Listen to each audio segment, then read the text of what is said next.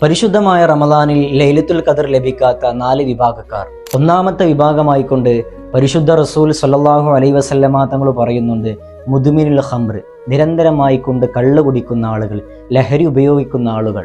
രണ്ടാമത്തെ വിഭാഗമായിക്കൊണ്ട് ഹബീബായ നബി സല്ലല്ലാഹു അലൈഹി വസല്ലമ തങ്ങൾ പറയുന്നു, ആഖുൽ വാലിദൈഹി, പ്രിയപ്പെട്ട ഉമ്മാനെയും ഉപ്പാനെയും വിഷമിപ്പിക്കുന്ന ആളുകൾ, അവരെ സങ്കടപ്പെടുത്തുന്ന ആളുകൾ. മൂന്നാമതായിക്കൊണ്ട് ഹബീബായ നബി സല്ലല്ലാഹു അലൈഹി വസല്ലമ തങ്ങൾ പറയുന്നു, ഖാത്തിഉർ റഹ്മ, കുടുംബക്കാരുമായിക്കൊണ്ട് പിണങ്ങി നിൽക്കുന്ന ആളുകൾ. നാലാമത്തെ വിഭാഗമായിക്കൊണ്ട് ഹബീബായ നബി സല്ലല്ലാഹു അലൈഹി വസല്ലമ തങ്ങൾ പറയുന്നു, മുഷാഹിൻ, മനസ്സിൻ്റെ അകത്ത് പകയും വിദ്വേഷവും അസൂയയും വെച്ചുകൊണ്ട് നടക്കുന്ന ആളുകൾ.